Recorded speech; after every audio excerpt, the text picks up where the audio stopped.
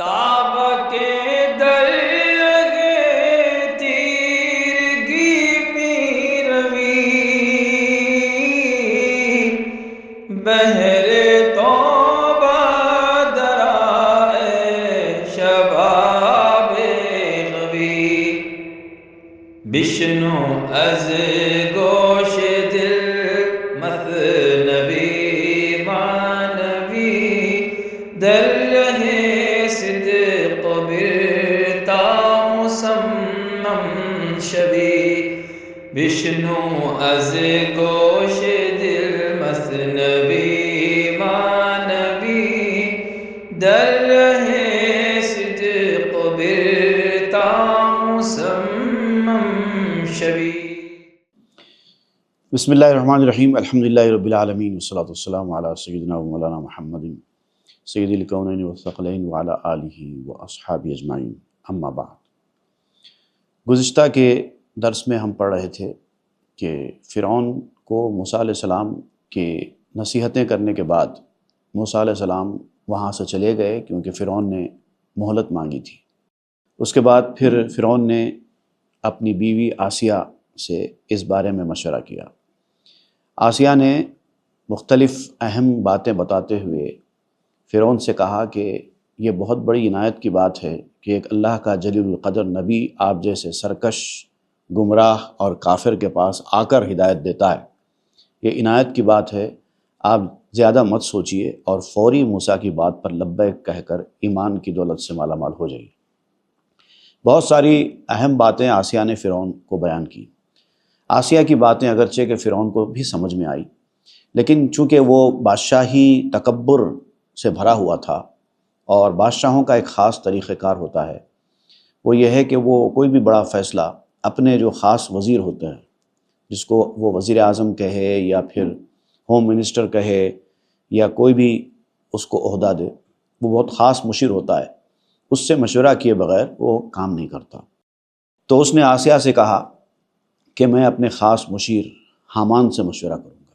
جیسے ہی حامان کا نام سنا، آسیہ نے کہا کہ حامان سے مشورہ مت کریے، حامان کبھی آپ کو اچھا مشورہ نہیں دے گا، اس کی نسل بری ہے، اس کا مزاج خراب ہے، اس کی فطرت خراب ہے، اور جو فطرت کا خراب آدمی ہوتا ہے وہ کبھی آپ کو اچھائی کا مشورہ نہیں دے سکتا، بلکہ وہ آپ کو اور برباد کر دے گا۔ میں آپ کو جو مشورہ دے رہی ہوں وہ آپ کے حق میں بہتر ہے، آپ فوری اس پہ عمل کریے، حامان سے مشورہ مت کریے۔ لیکن فرعون نے کہا کہ نہیں، میں حامان سے مشورہ ضرور کروں گا۔ تو فرعون کے اس ارادے کو دیکھتے ہوئے، بھانپتے ہوئے، آسیہ نے فرعون سے کہا کہ آپ حامان سے مشورہ کریں گے تو بالکل ایسے ہو جائے گا جیسے کسی کبڑی بڑھیا کے ہاتھ میں باز لگ گیا۔ اب وہ باز کے بارے میں اس بڑھیا کو خبر نہیں ہے، وہ باز کا خرابہ کر دیتی ہے۔ تو آپ حامان سے مشورہ کر کے بالکل ایسا کام کر رہے ہیں جیسے بڑھیا کے ہاتھ میں باز دے رہے ہیں۔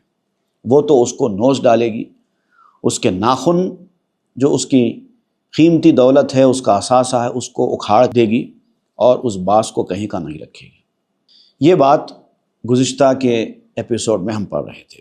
اب یہ آگے اسی کا تسلسل جاری رہے گا۔ اب وہ بڑھیا کیا کرتی ہے، جب باز کا کام تمام کر دیتی ہے، اس کی بال اکھاڑ دیتی ہے، اور اس کے بعد پھر اس کو تتماچ لا کے دیتی ہے پینے کے لیے، جو کہ ترکی کی ایک خاص ڈش ہے، دلیے کے طرح کی چیز ہوتی ہے۔ لیکن اب وہ باز کی کھانے پینے کی چیز تو ہے نہیں، وہ کھانے سے انکار کر دیتا ہے۔ تو اس بڑھیا کو غصہ آ جاتا ہے، اس نے وہ گرم گرم دلیا اس باز کے اوپر اٹھا کر مار دیا۔ تو اب یہاں پر آگے بیان کرتے ہیں کہ از غضب آن آش سوزاں برسرش زن فرو ریزت شوت کل مغفرش۔ اب وہ بڑھیا غصے سے جلتا ہوا دلیا اٹھا کر باز کے سر پر مار دیتی ہے، اور اس کی وجہ سے اس کی کھوپڑی گنجی ہو جاتی ہے۔ اشکزاں چشمش فرو ریزت ز سوس یاد آرد لطف شاہ دل فروز۔ اب جب اس کا یہ حشر ہوتا ہے، یہ بری حالت ہوتی ہے باز کی، تو اب باز افسوس کرنے لگتا ہے کہ میں بادشاہ کے محل میں بڑے ناز سے، بڑے آرام سے اب تک رہ رہا تھا، میں نے بڑی غلطی کی وہاں سے بھاگ کر، اس بڑھیا کے ہاتھ کو لگ گیا، اب مجھے اس بادشاہ کی یاد آ رہی ہے، اس کی مہربانیاں یاد آ رہی ہیں، وہ میرا کتنا خیال رکھا کرتا تھا۔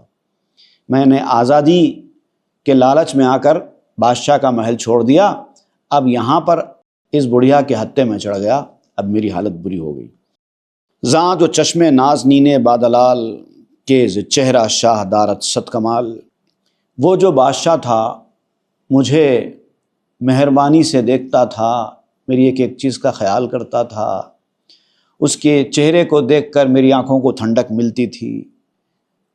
اس شاہ کے چہرے کی وجہ سے میرے اندر سینکڑوں کمالات پیدا ہوتے تھے، اتنا سب کچھ میرے ساتھ تھا۔ اب یہاں پر جو کیریکٹرز آپ بیان کر رہے ہیں، دیکھیے ہمیشہ مولانا روم کی مثنوی جب آپ پڑھتے ہیں تو اس کے پیچھے چھپے ہوئے کیریکٹرز کی طرف توجہ دینی پڑتی ہے۔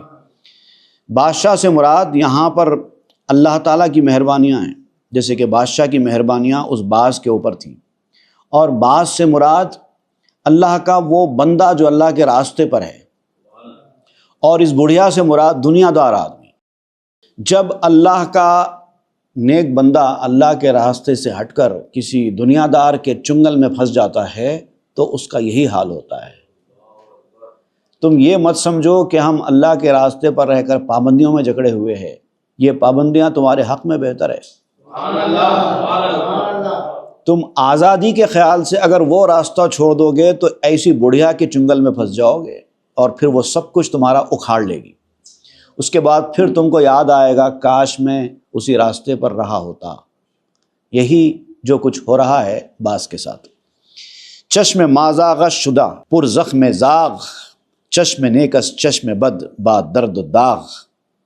وہ جو بادشاہ کی مہربانیاں تھیں، اس کا خوبصورت چہرہ تھا جس کو دیکھ کر میں اپنی آنکھیں ٹھنڈی کرتا تھا، جس کو دیکھ کر میری آنکھوں کو سکون ملتا تھا، ہمیشہ اس کے دیدار میں رہا کرتا تھا۔ یہاں پر جو لفظ آپ نے استعمال کیا چشم مازاغ، یہ لفظ جو ہے مازاغ کا قرآن مجید میں استعمال ہوا ہے۔ ما زاغ البصر وما طغى، معراج شریف کے حوالے سے جو آیت نازل ہوئی کہ حضور صلی اللہ علیہ وسلم جب اللہ کے دیدار سے مشرف ہوئے تو اس پر اللہ تعالیٰ نے فرمایا کہ ان کی نگاہیں کج نہیں ہوئیں، اللہ کا دیدار کرنے کے بعد بھی کوئی آنکھوں میں کجی پیدا نہیں ہوئی۔ وہ لفظ آپ یہاں پر استعمال کر رہے ہیں کہ ایسی صورتحال تھی میری کہ میں اپنے بادشاہ کا دیدار کرتا تھا، اس کے دیدار میں مست ہوتا تھا، اور آنکھیں میری کج نہیں ہوتی تھی۔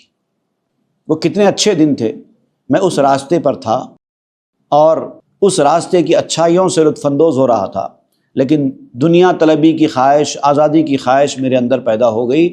لوگوں کو میں نے دیکھا کہ لوگ آزاد گھوم رہے ہیں، کوئی پابندیاں نہیں ہیں، ان کو حرام حلال کی کوئی فکر نہیں ہے، اپنی مرضی کی زندگی گزار رہے ہیں۔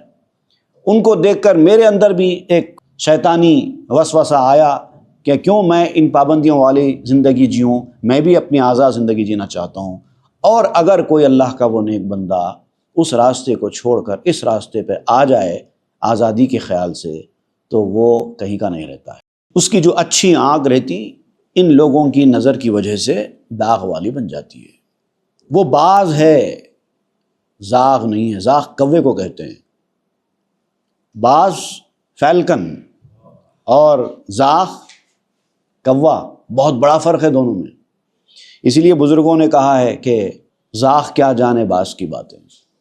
دنیا دار جو لوگ ہیں وہ زاغ ہیں، کوے ہیں، اور جو دیندار آدمی ہے، اللہ کا ولی ہے، وہ باز ہے۔ تو باز کی باتوں کو زاغ نہیں سمجھ سکتے۔ چشم دریا بستتے کس بست او، ہر دو عالم می نمایت تار منہ۔ سمندر کی وسعت رکھتی ہے وہ آنکھ، اس کا دیدار کرنے والی جو آنکھ ہے وہ سمندر کی وسعت رکھتی ہے، اور اتنی زیادہ اس کی نظر وسیع ہوتی ہے کہ یہ دونوں جہاں، یہ دنیا اور وہ دنیا، دونوں دنیا اس کی نظر میں ایک بال جیسے نظر آتے ہیں۔ جو اللہ کا ولی اللہ کے مشاہدے کی منزل میں ہوتا ہے، اس کی آنکھ میں خالی یہ دنیا نہیں بلکہ وہ دنیا بھی جس کو ہم آخرت کہتے ہیں، دونوں کو ملا کر بھی اس کی نظر میں صرف ایک بال کی طرح ہے۔ گر ہزاراں چرخ در چشمش روت، ہم چو چشمہ پیش قلزم گم شوت۔ اگر ہزاروں آسمان اس کی آنکھ میں آئیں، وہ اس کی نظر اتنی وسیع ہو جاتی ہے مشاہدہ حق کے بعد کہ اس کی آنکھوں کے اندر اگر ہزاروں آسمان آ جائیں تو بالکل ایسے ہو جاتا ہے جیسے کوئی چھوٹی سی نہر جا کر سمندر میں گم ہو گئی۔ چھوٹی سی نہر اگر جا کر سمندر سے مل جائے تو اس کے بعد نہر کا کوئی وجود آپ کو دکھائی دیتا ہے؟ کدھر گئی نہر پتہ ہی نہیں چلتا، کیونکہ سمندر بہت بڑا ہے۔ وہ حال ہوتا ہے اس مشاہدے کے بعد۔ چشم بگزشتہ عظیم محسوس ہا، یافتہ از غیب بینی وہ سہا۔ وہ آنکھ جو ان محسوسات کے آگے بڑھی ہوئی ہے، وہ جو محسوسات ہیں یہ دنیاوی محسوسات ہیں، سینسس والی دنیا، یہ جکڑے ہوئے ہیں انسان سینسس کے اس ورلڈ میں، لمیٹڈ ہے۔ چاہے ساری دنیا پر آپ کی حکومت ہو جائے، چاہے دنیا کی ساری دولت آپ کے ہاتھ میں آ جائے، تب بھی آپ کے پاس لمیٹڈ ہے اس دنیا کے سامنے، کیونکہ محسوسات کی دنیا بہت چھوٹی دنیا ہے۔ لیکن وہ جو غیب بینی والی دنیا ہے، جو غیب جس کو دکھائی دیتا ہے، اس کی لذت کا آپ اندازہ بھی نہیں کر سکتے۔ خود نمی یابم یکے گوشے کے من، نقطہ گویم ازاں چشم حسن۔ اب یہ جو اس حسین چہرے کے دیدار کی باتیں ہیں نا، جس کا یہاں پر تذکرہ چھڑ گیا ہے، بعض کہتا ہے کہ میں اس بادشاہ کے حسین چہرے کا دیدار کرتا تھا، تو اس کی حسین چہرے کی باتیں، اس حسین چہرے کے دیدار کی لذت کی باتیں، اگر ان باتوں میں سے ایک نقطہ بھی اگر میں بیان کروں تو اس کو سن کر سمجھنے والا کان ہی نہیں ہے۔ کس کے سامنے سناؤں؟ میں اگر سناؤں تو کوئی سمجھ بھی نہیں سکتا۔ اس مشاہدے میں جو لذت ہے، جو مزہ ہے، اگر اس کے بارے میں اگر میں ایک نقطہ بھی بیان کروں، سب تو بیان نہیں کر سکتا، اگر ایک نقطہ بھی بیان کروں تو بیان کرنے سے فائدہ کیا ہے؟ کوئی سمجھ ہی نہیں سکتا۔ جب تک آدمی کے اوپر گزرے گی نہیں تب تک سمجھ میں نہیں آئے گا۔ می چکید آں آب محمود جلیل، می ربود قطر اشرا جبرائیل۔ وہ مقام پر پہنچنے والا، مشاہدے کی اس منزل پر پہنچنے والا اللہ کا ولی ایسا ہوتا ہے کہ اگر کبھی اس کی آنکھ سے ایک آنسو ٹپکتا ہے تو جبریل علیہ السلام آتے ہیں اس کے آنسو کو اٹھانے کے لیے۔ وہ اس مقام کا آدمی بن جاتا ہے۔ تا بمالد در برو منقار خیش، گردہد دستوریش آن خوب کیش۔ اور جبریل کیوں لیتے ہیں وہ آنسو کے قطرے کو؟ تاکہ وہ اپنے پروں پر اس کو مل لیں۔ گردہد دستوریش آن خوب کیش، لیکن جبریل بھی وہ آنسو اپنے پروں پر اسی وقت ملتے ہیں جبکہ اللہ کا ولی ان کو ایسا کرنے کی اجازت دیتا ہے۔ مطلب اللہ کے ولیوں کے پاس سے کچھ لینا بھی ہے، ان کے آنسو کا خطرہ ہی صحیح بغیر پوچھے نہیں لے سکتے۔ جبریل بھی پوچھ کر لیتے ہیں۔ تبرک کہہ کے جبریل نہیں اٹھا لیتے بغیر پوچھے، آنسو بھی بغیر پوچھے نہیں لیتے۔ باز گویت خشم کم پیر ارفروخت، فر و نور و صبر و حلمم را نسوخت۔ اب باز جب دیکھتا ہے کہ اس بڑھیا نے میرا حال خراب کر دیا ہے، مطلب اللہ کا ولی جب دیکھتا ہے کہ دنیا والوں نے اس باز کا حال خراب کر دیا، اس اللہ کے ولی کے ساتھ برا سلوک کیا، غصے میں آ کر، جیسے کہ اس بوڑھی کو غصہ بھڑک اٹھا تھا، تو وہ کہنے لگتا ہے کہ اے بڑھیا، اے دنیا دار، تیرے نقصان پہنچانے سے میرا کچھ نقصان ہونے والا نہیں ہے۔ میری جو شان و شوکت ہے، میرا جو نور ہے، میرا جو صبر و حلم ہے، تیرا غصہ اس کو نہیں جلا سکتا۔ تو چاہے دلیا اٹھا کر میرے چہرے پر پھینک دے، میرے بال نوچ دے، میرے ناخن اکھاڑ دے، تب بھی مجھے کچھ نقصان نہیں پہنچے گا۔ کیوں نہیں پہنچے گا؟ اس کا جواب اب دیں گے مولانا۔ باز جانم باز ست صورت تند، زخم بر ناخا نہ بر صالح زند۔ میری جو جان کا باز ہے نا، اللہ کا ولی کہتا ہے کہ میری جو جان کا باز ہے وہ پھر سے سینکڑوں صورتیں حاصل کر لے گا۔ تو نے ایک صورت کو میری بگاڑا نا، پھر واپس آ جائے گی میری صورت میرے پاس۔ بالکل ایسے ہی جیسے کسی جھاڑ کے پتے کو آپ نے اکھاڑ دیا، کیا ہوگا؟ جھاڑ کا نقصان ہوگا، پھر سے نیا پتا آ جائے گا۔ اس وقت جھاڑ بغیر پتوں کے خراب دکھائی دے گا۔ اگر جھاڑ کے پورے پتے آپ نے اکھاڑ دیے تو اس وقت کچھ وقت کے لیے جھاڑ آپ کو بوڑھ کا دکھے گا، خراب دکھے گا، لیکن ایک وقت کے بعد نئے نئے پتے پھر سے نمودار ہو جائیں گے۔ بلکہ جھاڑوں کے ساتھ تو ایسا ہوتا ہے کہ جتنے پتے ان کے اکھاڑے جائیں گے اتنی شدت کے ساتھ وہ بڑھتے ہیں۔ تو اللہ کے ولیوں کے ساتھ بھی ایسے ہوتا ہے، ان کے راستے میں جتنی رکاوٹیں کھڑی کریں گے، جتنا ان کو ستائیں گے، وہ اتنا ترقی کرتے چلے جاتے ہیں۔ کیوں؟ اس لیے کہ جو زخم تو نے لگایا ہے وہ صالح علیہ السلام پر نہیں لگایا ہے، ان کی اونٹنی پر لگایا ہے۔ صالح علیہ السلام کی جو اونٹنی تھی، آپ جتنا بھی نقصان پہنچا رہے ہیں صرف اونٹنی کا نقصان پہنچا رہے ہیں، صالح کو نقصان نہیں پہنچ رہا ہے۔ صالح ار یکدم کہ آرد باشکو سچ چنا ناخا بزائد متنے کو۔ اور صالح علیہ السلام وہ شخصیت ہیں کہ ان کی پہچان اونٹنی سے نہیں ہے، اونٹنی کی پہچان صالح علیہ السلام سے ہے۔ اگر وہ چاہیں تو ایک پھونک ماریں اور پھر سے اونٹنی پیدا ہو جائے، اور ایک نہیں، پہاڑ کی چٹان سے سینکڑوں اونٹنیاں پیدا ہو جائیں گی۔ اونٹنی کا وجود صالح علیہ السلام کی وجہ سے ہے، صالح علیہ السلام کا وجود اونٹنی کی وجہ سے نہیں ہے۔ اگر آپ اللہ کے ولی کو ایک جگہ سے نکال کر پھینکیں گے، دوسری اس سے اچھی جگہ ملے گی اس کو۔ دل ہمی گویت خاموش و ہوشدار ورنہ درہ نید غیرت پود و تار۔ اور دل کہتا ہے کہ چپ ہو جا، ہوش میں آ جا، کس کا نقصان پہنچا رہی ہے اے بڑھیا، تو کس کا نقصان پہنچا رہی ہے۔ اگر غیرت خداوندی کو جوش آ گیا تو اس باس کا تو کچھ نہیں بگڑے گا، یہ ناخن پھر سے آ جائیں گے، تو نے اس باس کو جو گنجا کر دیا اس کے بال پھر سے آ جائیں گے، تیرا کیا ہوگا اے بڑھیا۔ اگر غیرت خداوندی کو جوش آ گیا تو تیرا تانا بانا اکھڑ جائے گا۔ اے بڑھیا، تو باس کا نقصان پہنچاتی ہے، ذرا انتظار کر، اگر غیرت خداوندی جوش میں آ گئی تو تیری حالت خراب ہو جائے گی۔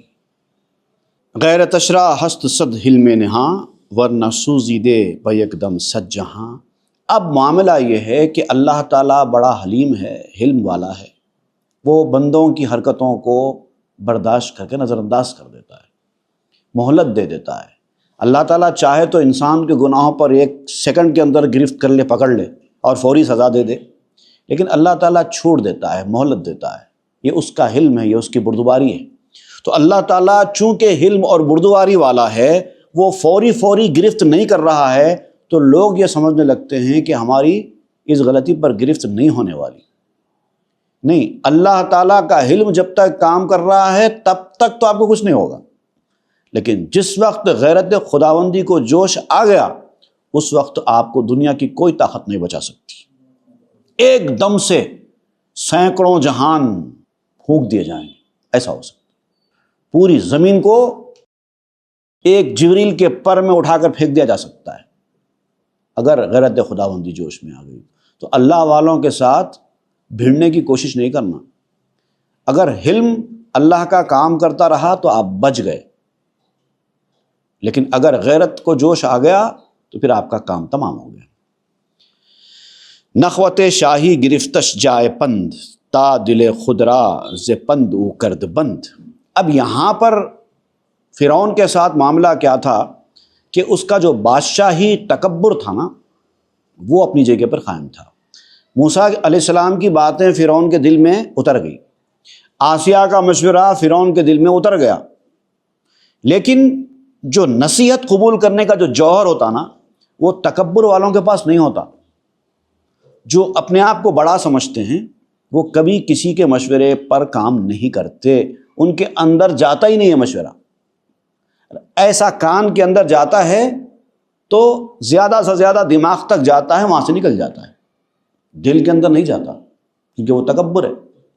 تکبر انسان کو اچھی بات سننے کا موقع دیتا ہی نہیں، اور پھر خاص طور سے فرعون کا جو شاہی تکبر ہے، وہ نصیحت قبول کرنے کہاں دے گا؟ وہ نصیحت سے رک جاتا ہے، دل کو روک دیتا ہے، نصیحت سننے ہی نہیں دیتا، کہ کنم بارائے ہاما مشورت، کوست پشتے ملک کو خطب مقدرت۔ اب فرعون نے اتنا آسیہ کے سمجھانے کے بعد بھی آخر میں اس نے یہی کہا کہ نہیں، میں تو حامان سے مشورہ ضرور کروں گا، کیونکہ وہ میری سلطنت کا رائٹ ہینڈ ہے میرے لیے، ساری سلطنت کا مدار اسی کے اوپر ہے۔ میں کوئی بھی بڑا فیصلہ اس سے مشورہ کیے بغیر نہیں کرتا ہوں، آج تک نہیں کیا میں نے، اور اتنا بڑا کیسے کروں؟ میں بغیر حامان سے پوچھے کہ کچھ نہیں کر سکتا۔ مصطفیٰ رائے زن صدیق رب، رائے زن بوجہل راشد بولہب۔ اب دیکھیے، جو مشورہ ہوتا نا، مشورہ دینے والے، ہر کسی کے پاس ایک خاص آدمی ہوتا ہے مشورے دینے والا، بڑے سے بڑا آدمی رہے، بعض وقت بڑے فیصلے اپنے اس رائٹ ہینڈ کے مشورے کے بغیر نہیں کرتا۔ انبیاء کرام کے ساتھ بھی ان کے خاص مشورہ دینے والے رہے ہیں، کافروں کے ساتھ بھی، بڑے سرداروں کے ساتھ بھی اس کا ایک رائٹ ہینڈ برابر رہا ہے۔ جو صاحب اقتدار ہوتا ہے، جو پاور والا ہوتا ہے، اس کا کوئی نہ کوئی خاص مشیر ضرور ہوتا ہے۔ اب آپ اس کو چیف ایڈوائزر سمجھیں یا اس کا رائٹ ہینڈ کا نام دیں یا اس کا ہوم منسٹر کہیں، جو کہتے کہیں، لیکن جو بھی بڑا آدمی ہوتا ہے اس کا ایک رائٹ ہینڈ ضرور ہوتا ہے، اور وہ اپنے رائٹ ہینڈ سے مشورہ کرنے کے بعد ہی بڑے فیصلے کرتا ہے۔ اب حضور صلی اللہ علیہ وسلم کے ساتھ بھی ایک آپ کا رائٹ ہینڈ تھے جن کا نام صدیق تھا۔ حضور صلی اللہ علیہ وسلم بھی اہم باتوں میں حضرت صدیق رضی اللہ عنہ سے مشورے کیا کرتے تھے۔ اسی طریقے سے ابو جہل، اس کا بھی ایک رائٹ ہینڈ تھا جو مشورے کیا کرتا تھا۔ ابو جہل وہ تھا ابو لہب۔ ابو جہل بھی ابو لہب سے مشورے کیے بغیر بڑے فیصلے نہیں کرتا تھا۔ ارخ جنسیت چنانش جذب کرد، کان نصیحت ہا بپیشش گشت سرد۔ اب یہ ابو جہل کا مشیر ابو لہب کیوں تھا، اور حضور صلی اللہ علیہ وسلم کے مشیر حضرت ابو بکر کیوں تھے، اس کی وضاحت آپ کرتے ہوئے کہتے ہیں کہ جو جس کا ہم جنس ہوتا ہے وہ اسی کی بات سنتا ہے۔ ہم مزاج، ہم جنس سے مراد یہاں پر آپ یاد رکھیے، ہمارے پاس اردو زبان میں جنس جو ہے جینڈر کو کہتے ہیں۔ سیم، ہم جنس کا مطلب سیم جینڈر، ایسا عام زبان میں سمجھا جاتا ہے، حالانکہ ایسا نہیں ہے۔ جنس جو ہے جینڈر کو نہیں بولتے، جنس اسپیشیز کو کہتے ہیں۔ سیم اسپیشیز کا آدمی ہم جنس کہلاتا ہے۔ نو کہتے ہیں اس کو، نو، ایک نو، نوع انسانی، جیسے مرغی۔ تو اب اس کے جتنے کامن کیریکٹرسٹکس جس کے اندر ہوں گے، ایسا کامن کیریکٹرسٹکس والا which can breed with each other, اس کو کہتے ہیں ہم جنس۔ تو سیم جینڈر کا مطلب نہیں ہے یہاں پر، اپوزٹ جینڈر بھی ہم جنس ہوتا ہے، عورت اور مرد بھی ایک دوسرے کے ہم جنس ہیں، یہ ہے اصلی مطلب جنس کا۔ تو یہاں پر وہی بتا رہے ہیں کہ ایک جنس دوسری جنس کی طرف کھنچتا ہے۔ ایک اور شعر میں مولانا روم نے بیان کیا تھا اسی مفہوم کو، کند ہم جنس با ہم جنس پرواز۔ ایک جنس اپنے ہم جنس کے ساتھ ہی اڑنا پسند کرتا ہے۔ کبوتر با کبوتر، باز باباز۔ کبوتر کبوتریوں کی ٹکڑی میں ہی اڑنا پسند کرتا ہے، اور باز باز کی ٹکڑی میں ہی رہنا پسند کرتا ہے۔ اچھے لوگ اچھے لوگوں کے ساتھ ہی رہنا پسند کرتے ہیں، برے لوگ برے لوگوں کے ساتھ ہی رہنا پسند کرتے ہیں۔ اب برے آدمی کو اچھوں کی محفل میں آنے کے لیے کہا جائے، ان کا دل نہیں لگتا۔ اچھوں کو بروں کی محفل میں جانے کے لیے کہا جائے، ان کو وہاں پر گھبراہٹ ہوتی ہے، بے چینی ہوتی ہے۔ یہ ہے اصلیت۔ تو یہاں پر صدیق اکبر کے مشیر حضور صلی اللہ علیہ وسلم، حضور صلی اللہ علیہ وسلم کے مشیر صدیق اکبر، یہ ہو سکتا ہے کیونکہ ہم جنس ہے۔ ادھر ابو لہب اور ابو جہل دونوں ہم جنس ہے، اسی لیے وہ دونوں کی جمے گی، ان دونوں کی جمے گی، وہ دونوں کی جمے گی۔ تو اب حامان بھی فرعون بھی دونوں ہم مزاج ہم جنس ہیں، تو اب فرعون موسیٰ علیہ السلام کی بات کیسے مانے گا، آسیہ کی بات کیسے مانے گا؟ اس کو حامان سے مشورہ کرنا ہی کرنا ہے۔ ارخ جنسیت چنانش جذب کرد، یعنی ہم جنس ہونے کی وجہ سے وہ اس کی طرف اٹریکٹ ہو گیا، حامان کی طرف، اور ساری نصیحتیں جو موسیٰ علیہ السلام نے کی تھی، جو آسیہ نے کی تھی، سب کی سب ٹھنڈی پڑ گئی اس کے سامنے۔ جن سوئے جن ست پرہ پرد، بر خیالش پردہارا بردرد۔ ایک جنس دوسرے جنس کی طرف بغیر پڑوں کے اڑتی ہے۔ اگر آپ کو کسی کی طرف اٹیچمنٹ ہو رہا ہے، لگاؤ ہو رہا ہے، ان کی طرف جانا دل چاہ رہا ہے، تو سمجھ لو کہ آپ کی ان کی ایک ہی جنس ہے۔ اگر آپ کو ان سے بیزاری ہو رہی ہے، ان کے ساتھ آپ کا دل نہیں لگ رہا ہے، تو سمجھو کہ آپ کی ان کے جنس الگ الگ ہے۔ تو ایک جنس دوسرے جنس کو اپنی جانب کھینچتی ہے۔ آپ دیکھیں گے بوڑھے بوڑھے آپس میں بیٹھتے ہیں، ہنسی مذاق کرتے ہیں، نوجوان بچوں کا دل بوڑھوں کی محفل میں نہیں لگتا ہے نا؟ ایسے ہی بوڑھوں کا دل بھی نوجوانوں کی محفل میں نہیں لگتا۔ بچے بچوں کے ساتھ ہی کھیلتے ہیں، ان کے ساتھ ہی ان کا دل لگتا ہے۔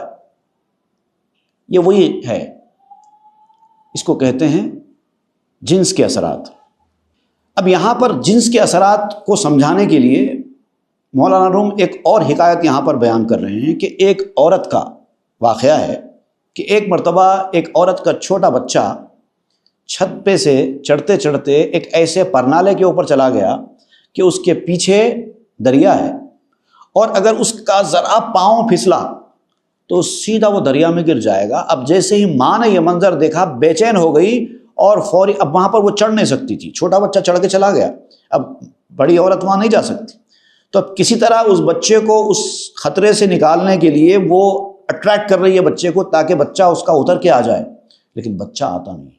جو کچھ بن پڑتا تھا ماں کے وہ کر رہی ہے تاکہ بچہ اتر کے آ جائے، لیکن بچہ آنے کو تیار ہی نہیں۔ اب ماں کا دل دھڑک رہا، پریشان ہے، ذرا پاؤں پھسلا تو بچے کی جان جا سکتی ہے۔ فوری حضرت علی رضی اللہ تعالیٰ عنہ کرم اللہ وجہہ الکریم کے بارگاہ میں آئی، ان کے خلافت کے دور کا واقعہ تھا۔